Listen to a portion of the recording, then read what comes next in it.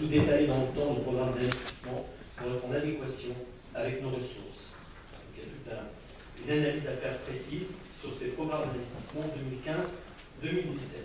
Alors vous avez un petit tableau qui me semble très très clair avec donc le vécu sur ces différents investissements et les projets sur 2015, 2016 et 2017. Donc vous avez la piscine à 16,3 millions que je vous ai dit tout à l'heure, et les différents éléments qui apparaissent, la rénovation de la centrale du marché, les acquisitions foncières qui concernent, comme vous le savez, un immeuble de Lorraine et également une possibilité sur la ville Saint-Germain, la fin des travaux de la salle de musculation, la restructuration des spécificités du carrière minière avec notamment le garage Fadoc, le recalibrage du chemin d'Adnic, la réhabilitation du bâtiment C du CHML, sont surtout de la mise en accessibilité, remise en état des 7 logements qui sont dessus, la réhabilitation de la maison de personnes âgées, qui pose du physopathe pour le tennis, l'extension vidéo-protection et fibre optique, la participation de la ZAC, la mise en accessibilité des bâtiments, mais tous les ans 300 000 €. Et on voit, disons, à chaque fois qu'il y a des travaux, ce que l'on peut faire pour faciliter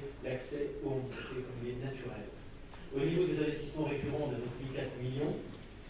C'est le gros entretien, ce que je disais tout à l'heure, c'est ce qui est absolument nécessaire pour que notre commune fonctionne au mieux de nos intérêts présents et à venir. Vous avez ensuite une image de la passerelle, de la future passerelle. Et donc cette future passerelle, comme vous voyez, qui est assez imposante, notamment en raison des ascenseurs, donc accès handicapé, comme je disais tout à l'heure. Et donc cette passerelle qui nous coûtera environ 3 millions d'euros.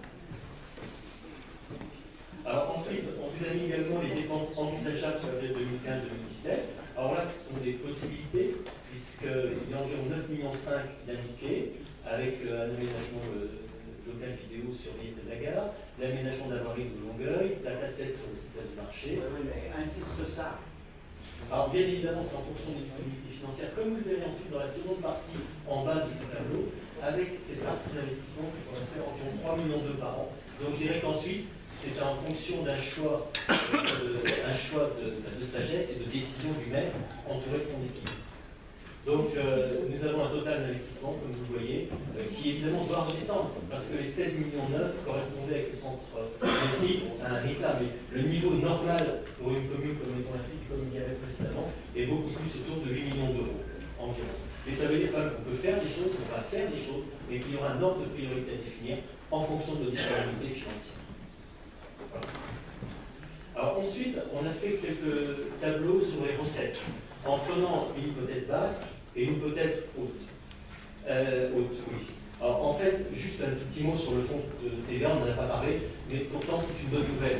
Le FCTVA, vous savez, c'est la reprise de la TVA sur les investissements. Donc on avait voté il y a quelques années, non pas la récupération en N-2, mais en N-1, donc qui était intéressant. Exactement, et donc, tout à fait. Et donc ça nous permet d'avoir un plus dans le sens où il y a eu augmentation du taux de TVA, et par là même on en récupérera aussi davantage. Par contre, sur ce document, alors que je vous cite les spécificités, c'est une hypothèse basse, où par exemple pour le Conseil, on prend simplement les 205 000 € qui sont certains, et on ne prend pas en compte le produit des cessions. Alors vous avez ensuite ce qui aboutit ensuite à une possibilité, un besoin théorique résumé d'emprunt, donc comme vous voyez, de près 8 millions d'euros. Alors à ce niveau, j'insiste sur ce point, ce sont des prévisions budgétaires. Donc ça veut dire qu'on fait dans cette hypothèse 8 millions d'emprunts. Sans doute qu'il y aura moins de reports qu'en 2015, sur 2015, du fait des travaux de la piscine qui sont certains, du fait également de la passerelle qui est certaine. Donc on aura quand même moins de reports. Mais il y aura toujours quand même un décalage dans le temps. Donc j'insiste sur les prévisions budgétaires.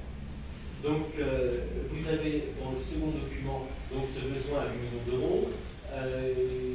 Dans donc, le tableau précédent, juste un tout petit mot pour vous dire, pour être bien cohérent, l'empreinte de 2,5 millions et 2,658 millions, c'est tout simplement parce qu'il y a un emprunt résiduel qui reste sur la RTA Sofiano.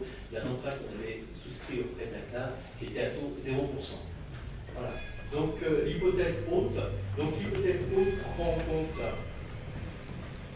différentes sessions, comme vous le voyez, au-delà de l'emprise du parking du marché de 3 millions d'euros. Elle prend en compte donc, eh bien, ce que je vous disais tout à l'heure, donc le 1,7 million qui est de l'acquisition de la rue de Lorraine, qui serait revendue donc soit à l'établissement public foncier d'Île-de-France, soit bailleur social pour 1,7 million, et en 2016 les 430 000 euros pour un bâtiment également qui serait acquis à rue de Saint-Germain.